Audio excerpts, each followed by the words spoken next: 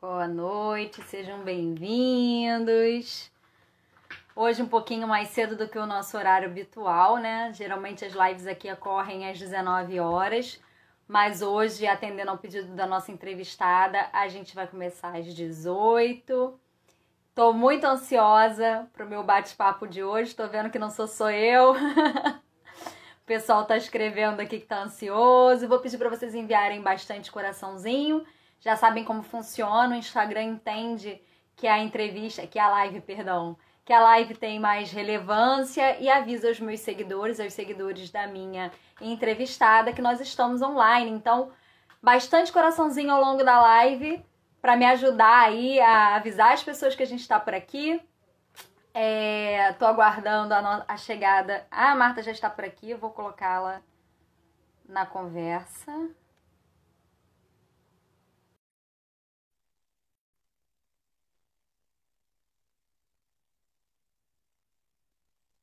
Mandem perguntas que no final a Marta vai responder. Olá! Boa noite! Que maravilha! Tu tá no Rio, né? Sim, Olha que nós, no sul, morrendo de frio. E tu bem mas olha linda só, com esse calorão. 19 graus aqui, tá? Pra mim isso já é inverno rigoroso. Eu já fiz sopa 19 hoje. pra... Hoje acordei com 5 graus aqui em Porto Alegre. 5. Socorro. Eu não resistiria a isso, não. Certamente eu ia sucumbir antes do final do inverno. Teria Não, que fazer. a gente se Vale. acostuma. A gente se acostuma. Tudo bem contigo? Tudo e com você. Prazer enorme te receber hoje. Obrigada, obrigada. Prazer é meu. Vamos bater um papo, se conhecer melhor. Sim, com certeza. Fiquei muito feliz de você ter aceitado o meu convite. A apresentação é completamente desnecessária, mas eu vou cumprir o Vai, praxe aqui, tá? concordo. Então tá. A minha entrevistada de hoje é considerada uma das maiores cronistas do Brasil. Tem 27 livros publicados, é colunista dos jornais O Globo, Zero Hora. Seja bem-vinda na sua casa, porque é o que estamos podendo em tempos de quarentena, não é mesmo? Marta Medeiros. É isso aí. Já falei que eu estou muito feliz de você estar aqui, mas eu preciso repetir. Realmente você tem uma importância muito grande no meio literário nacional. Tem umas histórias internacionais maravilhosas também, de textos seus que foram parar em alguns lugares. Vamos falar disso. Todo mundo estava muito animado de você estar aqui com a gente hoje. As pessoas, Que quando eu bom. falava, ai, ela é maravilhosa, ai, eu li todos os livros dela, ai, eu leio tudo, eu amo tudo que ela escreve. Eu me lembro, assim, de uma coisa que eu não ia nem falar, nem tá no meu roteiro original, mas eu lembro que quando começou a febre dos e-mails, eu recebia pelo menos uma vez ao dia uma crônica sua de uma amiga minha. Que ela era, assim, muito fã e foi ali que eu comecei a conhecer o seu trabalho. Ai, tomara que ela É, esteja assistindo a gente hoje. Beijo pois para ela. é, tomara. Vamos ver se ela entrar aqui, eu vou avisar. Eu sempre peço aos entrevistados para começarem indicando um livro. Então, pode ser um livro que você está lendo agora, um livro que te marcou, um Tá. livro que você acha que todo mundo tem que ler. Fica à vontade para escolher uma dessas coisas aí e Sabe, fala pra gente. Maíra, eu acabei de ler agora a biografia da Clarice Lispector, escrita pelo Benjamin Moser. Ele é o mesmo que escreveu também a biografia da Susan Sontag, que é uma ensaísta americana. Ele escreve biografias maravilhosas. Eu adoro biografias e eu estou numa fase que eu estou lendo bastante biografia. Mas assim, acabei ontem o livro dela e eu agora, até separei aqui, ó, eu estou numa fase também Machado de Assis, porque eu não li tudo do Machado de Assis e agora eu vou começar o Memorial de Aires, que eu não tinha lido ainda. Mas para indicar, eu vou indicar, eu até separei aqui, ó. Eu nem sabia que tu ia me perguntar. Esse livro aqui, ó, A Vida pela Frente. Eu não sei se dá para ver Tá direitinho. dando reflexo. O anel aqui tá dando. Aqui, ó. É, A A Vida Vida pela pela Frente. Frente de quem? É Emile Ajar, tá? Esse livro aqui é espetacular. Na verdade, ele escreveu, isso aqui é um pseudônimo, tá? Emile Ajar é um pseudônimo. Ele escreveu esse livro para tentar concorrer ao prêmio Goncourt da França de literatura, porque ele já tinha ganhado com o nome dele mesmo, Original. verdadeiro. Ele tinha já ganho esse prêmio, que é um dos maiores prêmios mundiais, né? Lá na França, e daí ele escreveu esse livro com um pseudônimo e ganhou de novo. Daí que ele revelou que era um pseudônimo. É espetacular, A Vida pela Frente. Saiu uma edição Ele provou. provou o valor do texto dele, né? Porque aí o nome não influenciou, né? Exatamente, ganhou 2 vezes o mesmo prêmio. É uma coisa impressionante. E vale a pena, Maravilhoso. merecidamente. Então fica de dica para quem está em casa, né? Estamos todos, né? Uns mais, É, outros menos. deveria, né? Pelo menos. Quem É, pode, fica em casa, vamos evitar. exatamente, o pessoal, né? No Rio, direto, indo à praia e tudo. E eu entendo, de certa maneira, né? Porque é complicado mesmo. São 4 meses já. Mas a gente tem que fazer um esforço aí de se manter isolados. Assim, aqui, pelo menos no Rio Grande do Sul, a gente está numa fase de pico bem alta e a gente precisa tomar juízo mesmo, sabe? Não dá para sair, não dá para... E sair sem máscara, então, é paredão. Suicídio. Não Você sabe que tem. atualmente os meus pesadelos são esses: ter, sonhar que eu tô na rua e esqueci de levar máscara. É, não, e se sair... Engraçado, né? O nosso inconsciente começa a se adaptar às novas realidades e incutir novos medos na nossa vida, né? E aparece nos sonhos. Muito doido Exato. isso. Acho até estranho de me enxergar aqui sem máscara já. Já estou acostumada, entendeu? Eu quase não saio de casa mais. Eu só saio realmente quando é extremamente necessário. Mercado, que às vezes não tem como fugir, fazer uma compra maior de mês, Claro. porque o delivery ainda tá metendo a mão, né? Porque, obviamente, eles se aproveitam desse momento para ganhar dinheiro em cima do povo. E eventualmente ao correio para levar meus livros para despachar, assim. Mas assim, nem isso eu tenho feito muito. Tá É, certo. né? Tem que ser assim, só o extremamente necessário. Para nós que somos privilegiados, que podemos trabalhar em casa, é o mínimo Sim. que a gente tem que fazer. Sim, com certeza. A gente tem que e tentar colocar juízo na cabeça dos outros, né? Que eu tenho feito isso muito. As pessoas falam assim pra mim: ai, por mim já podia voltar. E eu falo: na sua rua já tem vacina? Porque na minha não tem. Onde eu Ah, moro não inventaram vacina ainda. Aí a pessoa olha pra mim assim. voltar ao normal, Mas, normal, normal, só com vacina mesmo. Mas gente, com 1.000 enfim, pessoas morrendo por dia, como é que tem normal? Não tem normal, gente. Né? Enfim. Marta, me diz uma coisa: você foi uma criança leitora? eu fui uma criança leitora, mas as pessoas às vezes imaginam que alguém que escreva não fazia mais nada da vida a não ser escrever, a não ser ler. E não era assim, né? Eu gostava de ler, mas eu gostava também de ir à festa, eu gostava de jogar bola lá, jogar vôlei, eu gostava de tudo. Mas eu gostava de ler, assim. Eu me lembro, assim, que quando eu comecei mesmo a ler foi através do Monteiro Lobato. Eu acho que é ali pelos 9 anos, mais ou menos, assim, uns 2 anos depois de ser alfabetizada. Eu entrei no mundo do Monteiro Lobato e de lá nunca mais parei. Gostava muito. Mas o que eu gostava mesmo, e é até engraçado que nós estamos falando de pandemia, era de ficar na minha, de ficar sozinha. Eu sempre gostei de um certo isolamento. Olha que louco, assim. Que, tanto que para mim não foi tão dramático. Não está sendo tão É, pra dramático. mim também não foi tão, não. Não está sendo tão dramática porque eu tenho medo até de me acostumar, de depois recuperar a liberdade e continuar muito caramujo, assim. Porque eu sempre achei confortável ficar sozinha. E, claro, mas sozinha, sendo abastecida de arte. Que sem arte, daí eu não conseguiria. Então, Minha mãe tá perguntando se você é canceriana. sou leonina, faço aniversário daqui a pouquinho. É, porque canceriano que gosta muito da própria companhia, né? De Pois é, mas ficar eu acho mais introspecto. verdade, gosto muito de ficar em casa. Mas eu tenho um lado capricorniano muito forte, que é o do meu ascendente, que tem isso também, eu acho, sabe? De ter uma vida mais, que dá uma equilibrada com o meu lado leonino, vaidoso, de brilhar e tal, que dá um contraponto e acaba favorecendo essa minha parte, assim, de... Eu não sou, assim, a mais socializável das mulheres. Eu gosto de sair com os amigos, mas tudo mais aconchegante, de uma forma mais aconchegante, assim, uma grande festa, uma grande junção de gente, para mim é uma exceção mesmo. Que eu vou de boa, faço tudo que eu tenho que fazer, mas desde pequena, assim, o meu quarto era o meu planeta, era o lugar onde eu Tem me uma... sentia em E casa. tem uma coisa que a profissão favorece esse comportamento, né? Porque o escrever é uma coisa muito solitária. E que a Sem gente dúvida. precisa muito estar em contato com o consigo mesmo, alguns mais, outros menos, mas eu, por exemplo, eu preciso de silêncio. Não sei se para você esse silêncio também é necessário. Fundamental. Eu não consigo trabalhar com música, por exemplo. Eu não consigo ficar ouvindo música. A não ser, raramente, assim, uma música instrumental, ou uma música clássica, ou um jazz instrumental, alguma coisa assim, mas não tenho costume, não. Eu gosto de trabalhar no silêncio. Apesar de que o meu processo é meio caótico, assim, não tem aquele escritório trancado. Eu, na verdade, estou agora no meu escritório. Tu vê que ele é completamente aberto e ligado ao resto da casa. Aqui na minha frente está meu computador. Ah. Então, ele está num nicho da minha casa, mas também isso me favorece, a vida acontecendo ao meu redor. E aí, na adolescência, você começou a escrever já ou foi mais tarde? Olha, eu sempre... Eu tô com tua imagem um pouquinho... Não sei se é eu ou a tua conexão que tá Travada? Teu rosto tá um pouquinho... Mas vamos em frente, né? Vamos. Mas, Maíra, eu era metida, assim, sabe? Nos almoços de domingo da família, eu fazia o jornalzinho da família e falar, sabe? Já gostava de escrever, de sempre registrar. Para mim, a vida era registrada por escrito. Até porque eu já percebia que eu escrevia melhor do que eu falava e que as minhas ideias ficavam mais claras quando eu escrevia. Então, comecei assim. Depois passei para poesia, ainda bem guria, com 16 anos, comecei a escrever poemas.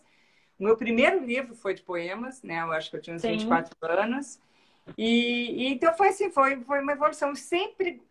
e também não é só registrar o que acontecia em volta de mim, mas registrar a mim mesma, os meus sentimentos. É quase sempre como se fosse uma terapia mesmo. Uma análise. É um clichê dizer isso, eu reconheço.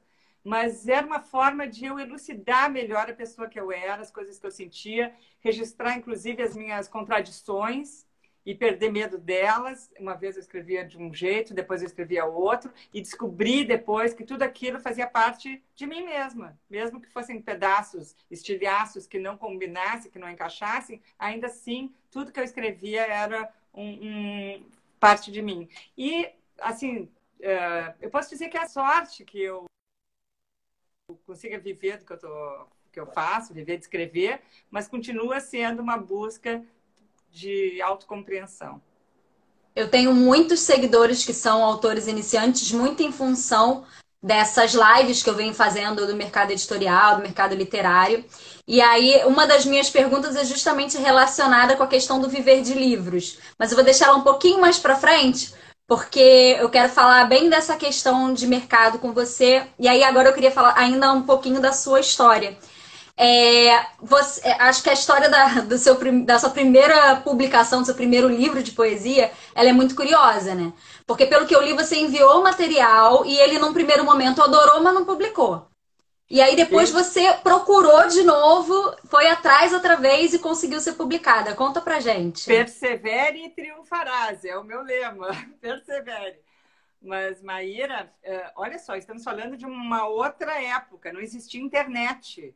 A gente mandava cartas. E tinha uma coleção chamada Cantadas Literárias, que era editada pela editora Brasiliense, que na época era a maior editora do Brasil. E eu descobri muitos poetas maravilhosos lá. Leminski, Cacaso, Alice Ruiz, Ana Cristina César, Chacal. Então, o próprio Caio Fernando Abreu eu descobri através dessa coleção, que, né, eu amo de paixão. E aí eu já escrevia e eu digo, opa, existe uma familiaridade, sabe? Até então eu achava que a poesia era uma coisa muito pomposa, muito hermética. E daí eu vi que tinha um pessoal ali, estou falando do início dos anos 80, que fazia uma poesia mais contemporânea, que era, de certa forma, parecida, guardada todas as proporções, logicamente, do que eu estava fazendo ali no meu quarto, escondidinha. E aí, a cara de pau aqui, simplesmente pega um papel e um lápis e escreve uma carta para o dono da editora, simplesmente, né? Eu olhei ali o nome, descobri o nome, sei lá onde, na contracapa de um livro. Mandei para lá e disse, olha, meu nome é Marta Medeiros, sou uma publicitária, escrevo poemas também e gostaria de mostrar. E pá, mandei um monte de poesia. E, assim, para minha total surpresa, ele respondeu escrevendo uma carta também, dizendo que eu tinha achado muito legal meus poemas e tal, mas que a poesia não vendia muito, ele já estava, né, com os 2 anos seguintes programados e tal, bye, bye. E aí eu disse, pô, o cara me respondeu assim, de próprio punho, eu digo, pô, ele parou para me responder. Foi atencioso pra caramba, né? Aí é uma porta semi-aberta, sabe? Eu digo, eu vou dar uma cutucadinha, assim. Daí passou uns 6 meses, mandei outros poemas, ele me escreveu de novo, dizendo, olha, gostei mais ainda desse novo lote, continua, mantém contato. Eu digo, nossa. Daí passou mais uns meses, escrevi outra, mandei outros poemas e o cara me liga e diz, Marta, vou publicar teu livro. Sem nunca ter me visto, sem nenhuma referência de mim, nada, nada, nada. Então foi meio conto de fadas. Eu falo isso e digo para as pessoas, inclusive, não é comum isso acontecer. As editoras, hoje, elas recebem muito material, às vezes nem responde e-mail. Não, nem leem, nem olham, nem respondem. Quando é poesia, então, socorro, porque morrem de medo de poesia ainda, infelizmente, a Chanep, e sendo que nós temos ainda... É difícil vender poesia no Brasil, né? A verdade é essa. Tem um certo preconceito ainda, parece assim que é um gênero muito específico. E é um gênero realmente diferenciado. As pessoas estão querendo muita troca imediata. A poesia é de um outro universo, né? É do universo sentimental mesmo. Então é complicado. Mas tem muita gente. Necessita de uma deglutição, né, maior daquilo ali que você está lendo. Não é drops para. Não é bate em top. Mas então foi assim, daí eu fui conhecer meu editor no dia do lançamento. Imagina, sabe? Sensacional. A Striptease foi o nome do livro, certo? Aí é 1985. E aí tem uma outra história curiosa também com esse livro, que você tinha enviado para a LPM e eles não quiseram. E aí depois acabou que você fez uma parceria longa com eles, né? Foi isso. Eu me lembro que tinha uma amiga que trabalhava na LPM, e daí eu digo, manda, leva para lá, mostra para os editores. E não é que eles não gostaram, meio que ficou numa gaveta. Ninguém viu, ninguém deu bola, ninguém olhou. Ou deram uma passada de olhos, mas não levaram a sério. E daí depois que eu lancei Striptease, daí sim, os editores me procuraram e disseram, nossa, o teu próximo livro tem que ser com a gente e tal. E aí tem uma parceria aí de mais de 30 anos. Uma das grandes dificuldades dos autores nacionais é viver dos próprios livros. Muitos de nós têm que manter uma profissão em paralelo para poder continuar escrevendo. E assim, eu sei que você escreve para jornais também, você não vive só dos seus livros, não. Né? E aí eu queria saber, dá para viver só de livro? Porque de escrever eu sei que dá, porque escrever são N outras opções. Mas de livro, dá para viver de livro no Brasil? Olha, se te perguntar para o Paulo Coelho, ele vai dizer que sim. Para algumas pessoas, sim, né? Mas é como tu falou, são várias fontes de renda, entende, Maíra? Claro que eu vendo bastante livro, tá? Então, assim, só que eu recebo de 3 em 3 meses. Não daria para viver só disso que eu recebo de 3 em 3 meses. Então, nesse espaço de 3 em 3 meses, entra palestras, né? Eu recebo de adaptação, da bilheteria de adaptações teatrais, que sempre tem alguma peça com texto meu. Eu recebo alguma coisa de música, eu tenho uma parceria com o Jota Quest, dentro de um abraço, com alguns músicos eu tenho algumas parcerias. Então, assim, é tudo meio minguadinho, mas junta tudo e tu vive com dignidade, sem problema nenhum. E eu vendo, junta tudo, porque senão... Não, mas é ali, né? Tu tá sempre... É uma palestra, é uma crônica que tu escreveu para uma revista. E fora também tem o salário dos jornais, né? Eu escrevo para não só para o Globo, para Zero Hora, mas para jornais de Santa Catarina também. Então, assim, é um pingadinho aqui, um pingadinho. E daí, claro, dá para viver bem. Você chegou a... Eu vivo muito bem. É excelente saber disso, né? Porque dá um pouquinho de esperança pra gente que tá começando. Não, e tem outra coisa, como tu falou aí no início, eu já tenho 27 livros, eu não sei nem se não é 28, eu já tô meio perdida, mas pelo menos 27 livros. Claro que os primeiros já estão esgotados, já foi. Mas ainda assim, os últimos 10, 11, 12, eles vendem ainda. É maravilhoso, porque depois eles foram relançados em formato pocket, né, de bolso. Então, é muito bacana, porque eu ainda recebo alguma coisa desses livros que foram lançados há 10 anos atrás e junto com os últimos lançamentos. Então, é isso. É uma coisa assim, quase prestação, assim, sabe? Recebe aqui, recebe ali de vez em quando, mas e toca para frente. Dá para viver, dá para viver. Agora é o seguinte, não é ficar de boa, olhar para o céu e esperar o dinheiro cair. Não é. Você tem que estar trabalhando o tempo inteiro e se dedicando. Produzindo muito. Produzindo muito, e não só produzindo muito, produzindo bem. Porque não adianta assim, ok, eu tenho um nome, todo mundo gosta, já tenho a minha fidelização dos leitores, eu não preciso mais me dedicar muito. Tu não pode pensar isso nunca. Eu, cada vez que vou para o computador para escrever, é tipo assim, primeiro texto da minha vida. Eu tenho que ganhar, as pessoas têm que gostar, eu tenho que ter uma consistência. Aquilo ali não pode ser palavras jogadas pro espaço. Então, isso que é importante. Não é só produzir muito, mas produzir bem, produzir com sei lá, assim, sabe? Com responsabilidade. Com responsabilidade. Fazer sempre o melhor que você pode, né? O Se melhor dedicar para que é. isso. E eu te digo assim, hoje eu vejo as crônicas que eu tenho feito, eu já vi que eu mudei muito de estilo, não é estilo, mas de tema, talvez, e um pouquinho de estilo também, talvez. Porque eu acho Você já fez poesia, já fez crônica, já fez romance, já fez coluna de opinião, infantil, foi tudo, coluna né? na internet, Almas Gêmeas, durante 8 anos, só escrevendo sobre relacionamentos. Então, assim, são mais de 30 anos escrevendo. Então, e esses 30 anos, imagina, eu comecei uma menina não muito, mas guria ainda, né? 29, 30 anos. Então, é óbvio que eu passei por muita coisa até chegar aqui, na minha vida pessoal. E o que a gente vive acaba entrando dentro do que a gente escreve. E as coisas que a gente Com aprende, certeza. e tudo que eu li na vida, e os autores que eu descobri, e a maneira que eu vejo o mundo, que já não é exatamente a mesma, né, de 30 anos atrás, é claro, senão eu estaria, né, engessada.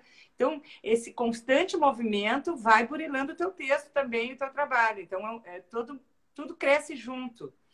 E Com agora, não certeza. pode assim, achar que o jogo está ganho. O jogo nunca está ganho. Nunca. A gente tem sempre que estar seduzindo com um bom trabalho. Você tem trabalhos em e-book também? Seus livros foram convertidos em Sim, e-books? sim. Porque Atualmente, diz que é uma boa fatia de mercado vindo da Amazon, né? Com os e-books. Você sentiu esse fluxo não. aumentar? Não, ainda não, porque todos os meus livros primeiro são lançados fisicamente e eles têm também a opção e-book, mas eu vejo que o livro físico, em relação ao e-book, pelo Ainda menos bem demais. antes da pandemia, tá? Eu agora vou Aham. começar a ver se houve um reflexo. Imagino que o e-book tenha crescido muito agora, né? Em função das livrarias fechadas também e pela facilidade. Mas acho que o e-book tem tudo para crescer cada vez mais. Eu ainda tenho um histórico mais consistente através do livro físico. E você, como leitora, se rendeu à mídia Não, digital? Eu sou não gosto. completamente analógica também. Não gosto, não gosto. Eu tenho uma relação quase. É uma relação carnal com o livro, assim, sabe? Também Eu tem. pego. Você cheira livro? Não tem nenhuma solenidade com o livro. Eu sublinho direto, eu marco página, eu ponho ponto de exclamação, de interrogação, eu faço comentários, Você sabe? corrige o livro dos outros? Não corrijo. Não teria essa pretensão. E às vezes eu pego, como eu estou sempre com o livro do lado, estou com o livro o tempo inteiro, eu às vezes lembro que eu tenho que ligar para fulana, eu já anoto no próprio livro, até vira uma agenda para mim também. Então, assim, o livro, ele é muito usado, não só para leitura, mas para me comunicar comigo mesmo em diversas fontes, assim, sabe? Então, o e-book não me daria isso, me daria outras vantagens, naturalmente, né? Poder ler numa Facilidade, menos peso, claro. essas coisas. Talvez eu venha a aderir, mas por enquanto estou conseguindo sobreviver com o filho. Eu tô resistindo bravamente também. Não tenho, eu tenho uma relação diferente da sua. Eu meio que celebro o livro um pouco mais. Não escrevo no livro, eu uso marcador de página, aquela coisa de ter um cuidado. Eu tenho um livro que está caindo aos pedaços do Pedro Bandeira, que eu amo, eu sou apaixonada pelo Pedro. Quando eu fiz a entrevista aqui com ele, eu mostrei. Eu preciso urgentemente comprar um novo para substituir e levar para ele autografar, que ainda não tive essa oportunidade, porque é uma coisa assim que me marcou muito. Os livros, quando me marcam muito, para mim vira quase um parente, sabe como é que é? É isso aí, é isso aí. Eu nem gosto E aí, de emprestar livro, não gosto de eu não emprestar. empresto livro. Não empresto, porque eu emprestei um autografado pelo Zenir Ventura e nunca mais me devolveram. Ah, pois é. Sabe? Então aí pra mim foi uma perda inestimável. Não tem como repor, né? Outro dia eu estava eu escrevi uma crônica sobre isso. Eu sublinho tanto os meus livros que quando eu empresto para alguém, essa pessoa vai, não estou emprestando um livro, estou emprestando a minha alma. A pessoa vai ver exatamente o que me comove, o que me interessa.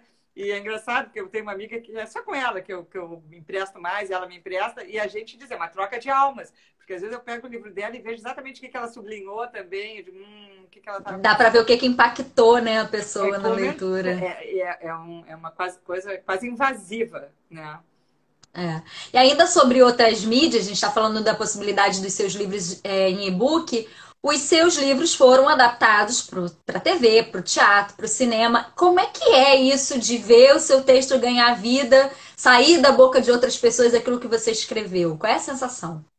No começo eu estranhava muito. Eu estranhava muito, porque tu pode imaginar, né? Vira outra coisa. É um trabalho de Sim. equipe. O livro é um trabalho solitário, individual, né? Privado. E daqui a pouco o teu texto sofre influência do diretor, do adaptador, dos atores. Quer dizer, estou falando de teatro, principalmente, que é onde mais aconteceu. Cinema também, mas principalmente teatro. Eu tenho, acho que umas 8, 9 peças, nem sei. E daí, de repente, tu vê. E aqui uma coisa que tu achava que era muito íntima, que tu escreveu, de repente vira uma piada, sabe? Sim. Ou ao contrário, uma coisa que era uma bobagem se transforma numa coisa mais melancólica. Enfim, entra num outro clima. No começo, bem no comecinho, eu fiquei, meu Deus, que estranho tudo isso. Mas aí eu vi tanta coisa boa em troca, só o fato de conhecer, viver a coxia do teatro, conhecer os atores, ver como é que é montado, conhecer diretores. Fiz grandes amigos. Um dos meus grandes amigos é produtor de teatro, o outro é diretor de teatro.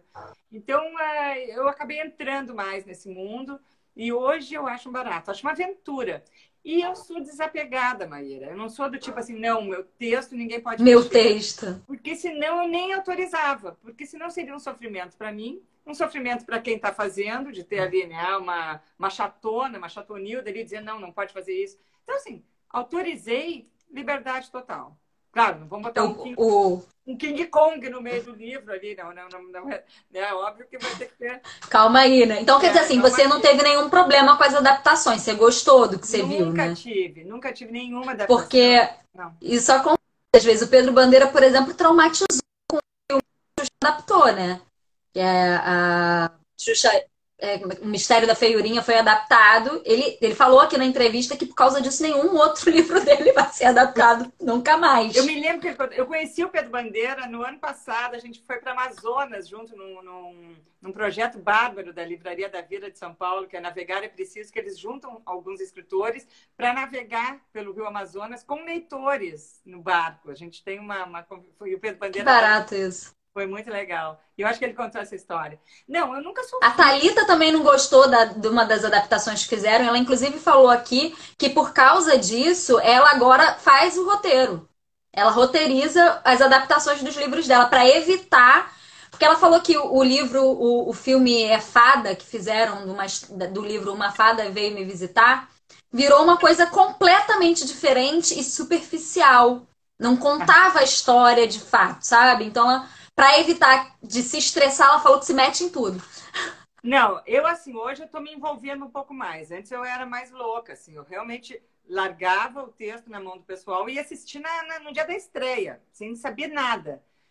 Então, era um risco grande, né? É complicado. É claro que, vou dizer, sempre parece mais superficial do que tu fez. Porque, primeiro, a gente está falando, quem escreve está falando de si mesmo. E a gente dá importância para si, para as coisas que viveu. Mesmo que seja um texto mais leve, porra, é a tua vida. Então, tu leva isso a sério. E daqui a pouco, quando tu vê aquilo no palco ou no cinema e vê a coisa sendo tratada não com tanta profundidade como a gente gostaria.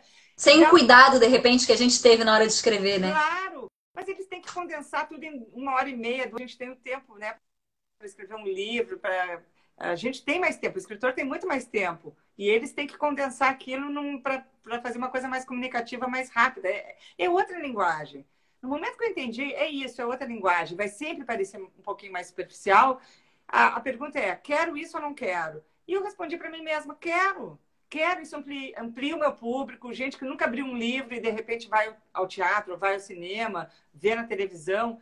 E principalmente por isso, por essa interação, né, com o pessoal, o fazer teatral, que é muito bacana. Então, Sim. hoje eu adoro. Quando alguém diz, eu quero adaptar... Agora, claro, né, Maíra?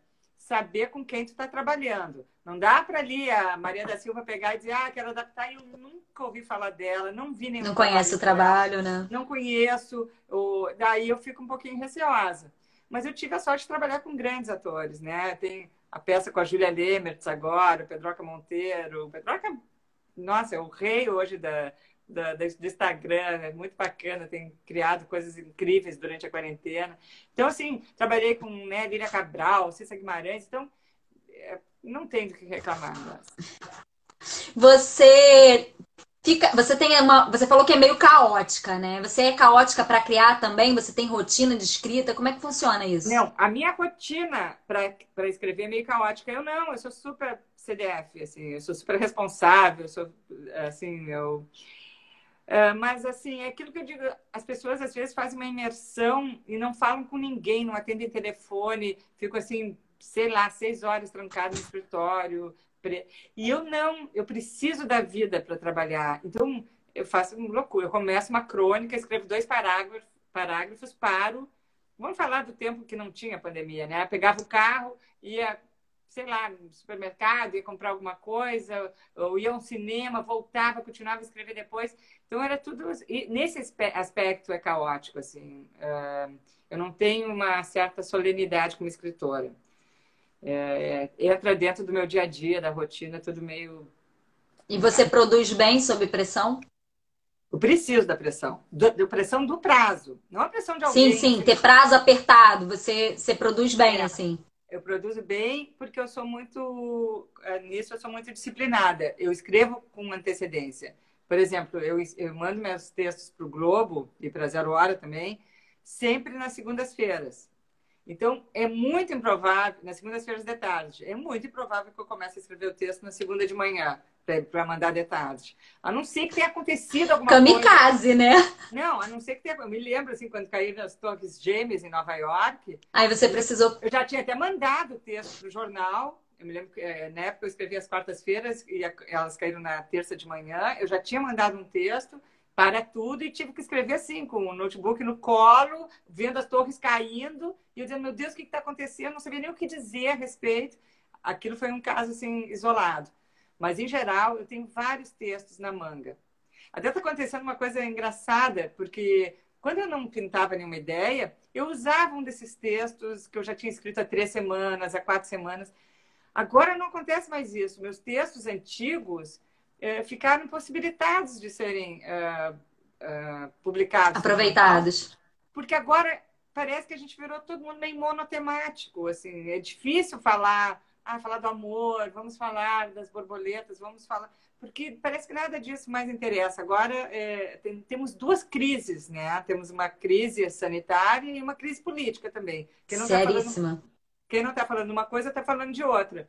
Então parece que qualquer outro assunto periférico seja uma espécie de alienação, sabe? Está dando uma testada de alienação. E é engraçado. Eu tenho textos ótimos que eu ainda não publiquei, mas que se eu botasse hoje parecia uma doida, sabe? Que você tá fora do ar, né? Tipo, fora onde é que essa louca tá que não sabe que tá morrendo, entendeu? Essa obrigação de estar no tema do momento. E é difícil, Maíra, porque são 4 meses quase de pandemia. E escrevendo toda semana, meio que esgotou. Eu não sei mais... O último texto que eu publiquei do mês passado, eu fiz uma grande poesia em prosa. Eu fiz uma crônica poética, rimando, menina. Rimando, inclusive. Sabe? Trabalheira, hein? E deu super certo. Pensei, o pessoal vai me jogar um tijolo na cabeça. E não, assim, as pessoas adoraram. Até talvez porque precisem um pouco de uma certa suavidade agora. Mesmo o assunto sendo pandemia, mas peguei um viés poético e fui-me embora e deu certo. Tem sido um desafio. Eu tenho uma teoria para o mercado editorial dos próximos pós-pandemia, né? Eu acho que nós, escritores, acabamos produzindo muita coisa com esse tema. Uns por obrigação, porque você precisava falar sobre isso na sua coluna, que é, de certa forma, factual, né? Você tem que falar do que está acontecendo ali naquele momento. Outros por necessidade própria, ou seja, desabafar e escrever sobre o que está vivendo, como está lidando com aquilo. E aí, acontece que a gente vai querer publicar isso em algum momento, né? E vão ter milhões de livros sobre pandemia É. e crônicas e antologias sobre pandemia, mas as pessoas não vão querer ler. Ai, E eu chega. acho que a gente vai ter uma bolha no mercado editorial de material pandêmico Pode retido ser. que ninguém vai comprar. Eu tô É interessada. necessário que a gente comece a produzir outras coisas, porque é complicado. Eu Eu tenho. mesmo escrevi, todo mundo escreveu alguma coisa sobre pandemia, né? Mesmo que não com a pretensão de publicar, né? Eu vou te dizer assim, eu não, eu agora as crônicas eu vou tentar sair um pouco desse tema, sabe? Porque não tá dando mais, eu acho que esgotou mesmo. Ou sei lá, vamos ver. Cada semana eu penso numa coisa.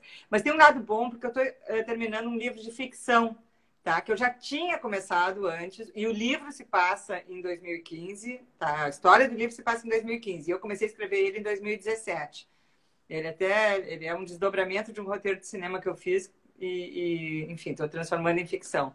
Que não tem nada a ver com pandemia, tá? Não se toca nesse assunto, é 2015, não...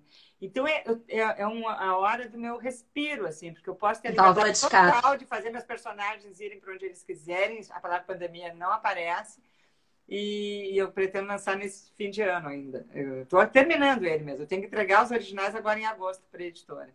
Então, isso tem sido muito bom também, porque eu estou usando essa pandemia para escrever não sobre pandemia, mas sobre uma história que não tem nada a ver com isso. E estou E adorando. que você pode falar de coisas bem mais leves, né? Claro, E aí, já que você está falando que você começou a escrever em 2018, estamos em 2020, isso me faz um cálculo de 2 anos. Você demora para escrever um livro? não, olha Você só. tem pressa? Como é que funciona? É que, na verdade, eu escrevi um roteiro de cinema em 2017. Passei todo 2017 escrevendo um roteiro de cinema, tá? E aí, depois, em 2018, parou tudo. Ele chegou a entrar numa produtora, chegou a ser orçado, daí começou, né, questões de grana, não tinha dinheiro e tal. E aí, logo depois, isso aí ficou meio estacionado, tá? E aí eu comecei de... Bom, eu tinha cláusula de contrato que me permitia... Eu era dona desse texto, né? Então eu podia transformá-lo em livro, independente do filme sair ou não. E aí eu comecei a escrever. Mas o que é? Eu já tinha o roteiro, eu tinha que transformar aquele esqueleto, né, que é só diálogo e tal, do que é um roteiro de cinema, e preenchê-lo com literatura, para se transformar num livro de ficção. Mas eu comecei isso vagarosamente, fazendo outros projetos, meio sem pressa. Quando surge a pandemia, é onde eu tenho mais tempo, né? Realmente mais tempo em casa. E aí eu fiz disso um projeto. Então, na verdade, assim, a finaleira mesmo, para valer do livro, foram nesses últimos 4 meses. Mas eu não sou não, do tipo que pega e faz tudo correndo. Isso foi por causa da pandemia. Eu realmente, às vezes, começo um projeto, paro, retomo ele um ano depois. Eu sou meio descansadinha. Você faz vários projetos ao mesmo tempo, né? Escreve coisas diferentes. Começo os projetos, daí aqueles que não me entusiasmam de imediato, eu deixo de lado para outro momento. Ah, já teve de tudo, eu não sou uma pessoa que eu posso dizer eu sou assim ou eu sou assado. Linear, né? Eu também já tive projetos que eu fiz rápido, sabe? Que eu me apaixonei pelo projeto, escrevi e a coisa ficou pronta mais ou menos rápido. Eu tenho uma novelinha chamada Noite em Claro, que pouca gente conhece, e é o livro de ficção que eu mais gosto, meu. E ele foi publicado numa coleção Pocket, assim, super, quase um lançamento fantasma. Então eu vou relançar ele ano que vem, junto com alguns poemas também, que eu estou há 20 anos sem publicar poesia, e vou trazer de volta. Esse é um texto curto que eu realmente escrevi muito rápido. E ficou muito bom, eu acho. Legal você falar isso. Ah, é o meu preferido, porque o autor, de repente, tem, de repente não, na maioria das vezes, tem essa dificuldade de eleger um trabalho favorito e acaba ficando sempre com o último. Ah, o que eu mais gostei foi o último que eu fiz. Não, eu gosto daquilo que parece menos comigo, sabe? É o que eu mais gosto. Eu gosto muito de ficção e eu gosto daquilo que eu sei que eu tive que me desafiar e tive que sair do meu umbigo para poder entrar num outro universo. Geralmente aconteceu muito isso no Tudo que eu queria te dizer, que é um livro de cartas fictícias que eu tenho, onde eu criei 35 personagens, todos Nossa. completamente diferentes de mim. Eram 35 pessoas escrevendo cartas e elas vivendo uma situação limite. Então, assim, era um cara preso num hospício, era uma mulher que tinha feito uma cirurgia plástica que tinha dado errado, era uma prostituta. Então, assim, foi maravilhoso, porque ali foi um exercício de criação incrível, onde eu escrevi como se fosse um menino de 18 anos, com uma mulher de 90. Então, foi bárbaro, assim, foi bárbaro. E aí, também, é um dos meus livros preferidos. Que assim, você gosta mais, né? porque ele não é só assim, uma continuidade de quem eu sou de verdade. Te deu mais liberdade de brincar, de ser outras pessoas, né? A ficção dá isso, né? Eu acho que é quase É. ter uma. Eu acho fascinante a profissão de atriz. Até porque tem muitas amigas atrizes. Eu digo, nossa, que maravilha poder ir para um palco e ser má, e ser, sabe, amoral, e viver coisas que a gente não vai se permitir dentro A dessa. gente espera que não, né? Tem gente que se permite. Porque nós temos, né, uma vida que é oficializada dentro da sociedade, mas nós temos lados selvagens dentro de nós que não recebem permissão para sair. Sim. É porque existe lei, existe... É o filtro, né, que a gente tem que segura esse tipo de Mas não coisa. quer dizer que a gente não tem essas coisas dentro de nós também. Então, eu acho maravilhoso que uma atriz possa vivenciar né, uma experiência de ser uma pessoa mais pobre ou mais rica, ou que passa por certas dificuldades, ou sofreu violência, ou enfim. A escritora e o escritor, de certa forma, têm esse mesmo benefício, sabe? Essa mesma vantagem, assim. A gente poder vivenciar coisas através da escrita, naturalmente, e dar vazão a um lado nosso que normalmente não sai à rua, né, à luz do dia. Verdade. Eu te falei que eu tenho muitos seguidores aqui que são autores iniciantes, procurando seus leitores e tudo mais. E hoje a gente tem um mercado de venda de fórmulas prontas em todos os nichos, inclusive no nosso. Então hoje tem curso de fórmula para garantir que o seu livro seja o próximo best-seller.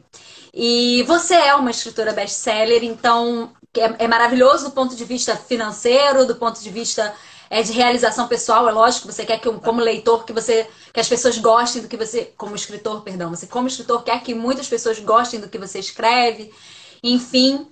E aí eu queria a sua opinião sobre esse assunto. Você acredita em fórmula para tornar um livro sucesso de vendas? É possível ensinar alguém a escrever o próximo best-seller do New York Times? Você já pensou, Maíra, se isso funcionasse, ninguém ia fazer mais nada, ia todo mundo escrever e ficar rico. Como se como se o talento não fosse necessário, né? Só a fórmula. Óbvio que não funciona assim. É óbvio. Todos esses livros, não precisa nem se descrever como ficar rico em 2 semanas. Essa é a autoajuda que é realmente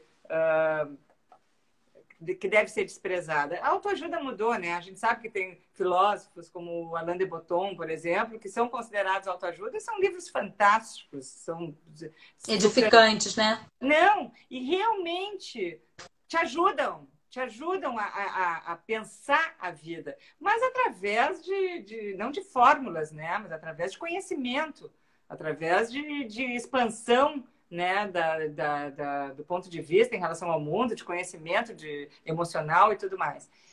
O que eu acho que funciona em literatura é a gente fazer oficinas de literatura com escritores.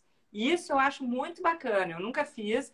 Aqui no Sul a gente tem muitas, eu acredito que no Rio e em vários outros lugares, em Minas também, que é um estado muito produtor de literatura, e São Paulo, eu não sei exatamente onde. Aqui no Sul, que eu conheço mais, tem muitos escritores que dão oficinas de literatura, que eu acho bacana, porque eles te ajudam a estruturar um livro.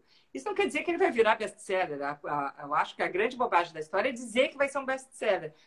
Até porque se fosse assim, todo autor que escreveu um best-seller teria todos os próximos livros best-sellers. E a gente sabe que isso não acontece, né? Não, e acho que isso não pode ser o objetivo de escrever. Eu quero escrever para ganhar dinheiro. Já começa errado. Já começa com o objetivo errado. Tu entende? Tu tem que escrever para te expressar, tem que escrever porque é necessário para te escrever.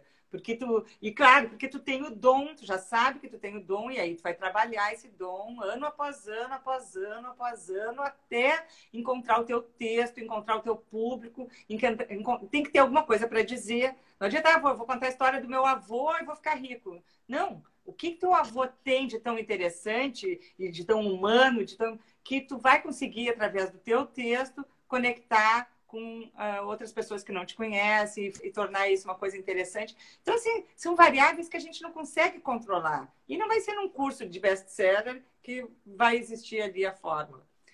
Eu vou dar até uma dica legal, pena que não está aqui. Boa. Tá? Que existe um livro do Luiz Antônio Assis Brasil, que é um grande escritor gaúcho, e ele escreveu um livro chamado Escrever Ficção. Ele é é quase um pioneiro das oficinas de literatura aqui. Ele fez oficinas que geraram Letícia Verchovsky, Cíntia Moscovitch, um monte de pessoas maravilhosas que escrevem hoje. A Letícia é do Casa das Sete Mulheres, produz milhões de livros e tal, tem um super público. Ele publicou agora, eu acho que foi no ano passado, Escrever Ficção, é o nome do livro. E ali está todo o curso dele, tá? Tudo que ele fala no curso tem dicas. Correndo para comprar. Gente, eu li esse livro, ele me ajudou muito nesse livro de ficção que eu estou fazendo agora, sabe? Pela primeira vez, eu estou conseguindo perceber um pouco qual a técnica. Eu sou uma escritora de ficção sem técnica nenhuma. E técnica é uma coisa interessante, mas isso não significa que vai engessar o teu livro, que está ali o segredinho para fazer sucesso. Vou te contar o que aconteceu comigo. Eu nunca fiz curso, né? Meus livros publicados são infantis, mas eu sempre escrevi de um tudo, mas não publiquei, só publiquei os infantis. E aí eu tô já há 5 anos trabalhando num juvenil. E aí agora eu falei assim, não, eu vou aproveitar esse tempo de quarentena, vou trabalhar nesse livro, ele tá pronto, mas eu acho que ele pode ser lapidado, e aí eu comecei a fazer coaching de escrita. E aí quando veio aquela coisa de, você tem que fazer escaleta, você tem que fazer... Isso me tirou completamente o tesão de escrever. Porque eu sempre fui uma escritora de sentar no computador sem nem saber o que eu ia fazer e ter uma catarse ali na frente do computador e escrever. Funcionava pra mim. É claro que talvez a qualidade do texto não seja a melhor, e aí eu preciso lapidar e tudo mais. Mas a coisa do ter uma metodologia para antes de escrever, não é nem o escrever, o antes de escrever me tirou tanto a vontade de começar uma coisa nova.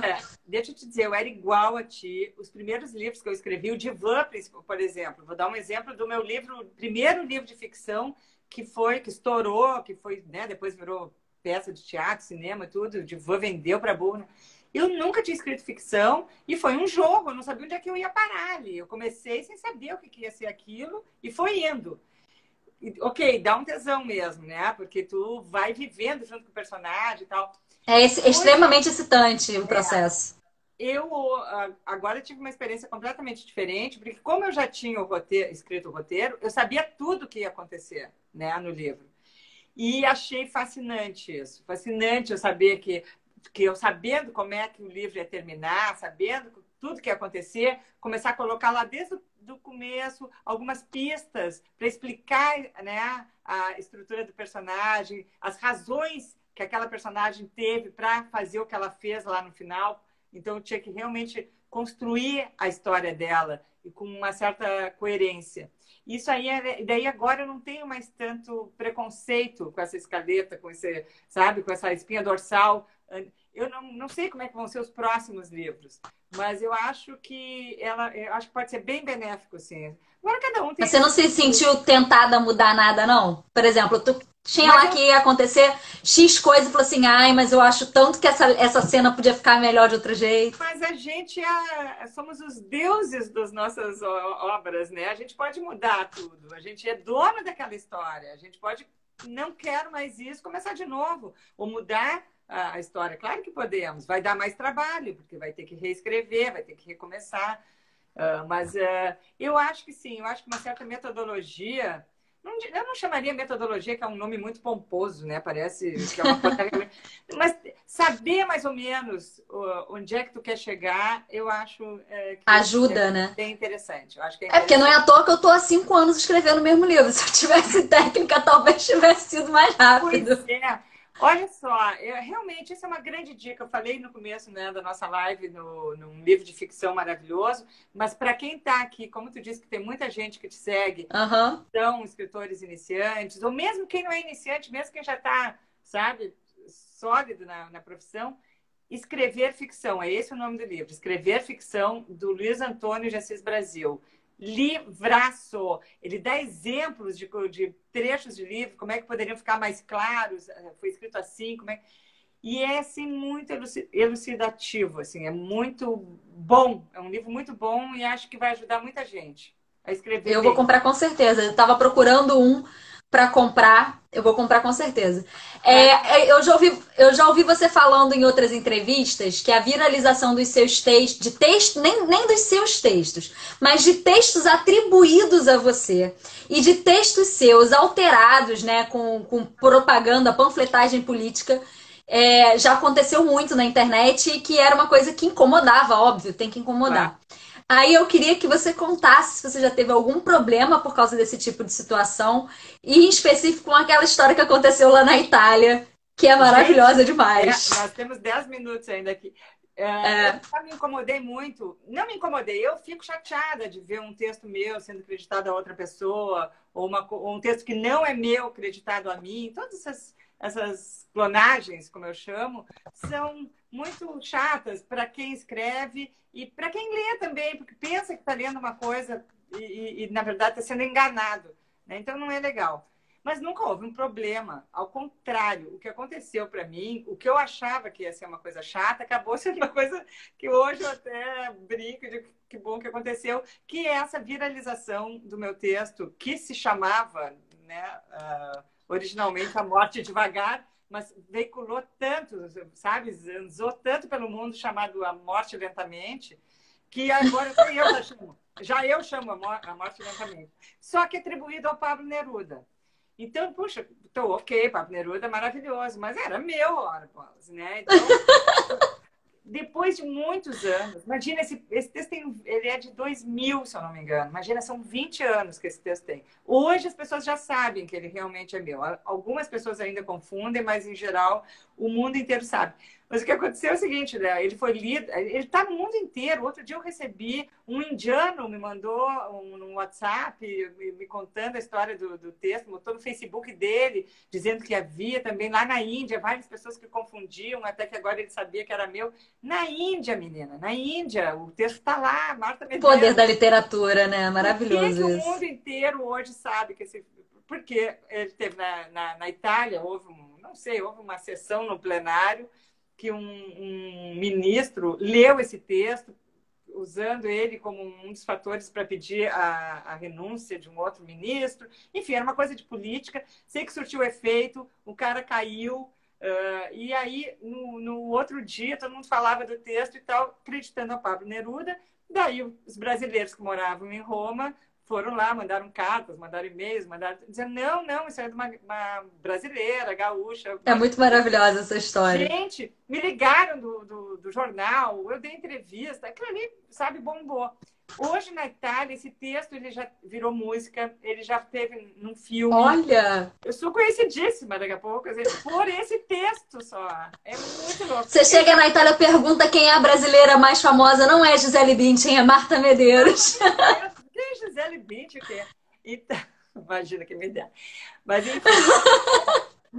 E daí ele foi traduzido para o inglês, ele já virou música na França, ele está na Índia agora, ele é comentadíssimo na Índia, em vários lugares, na Croácia, já entrou num livro de uma antologia de poemas, porque ele é considerado um poema, na verdade ele é uma crônica, mas como ele é realmente um pouco poético, as pessoas chamam ele de poesia.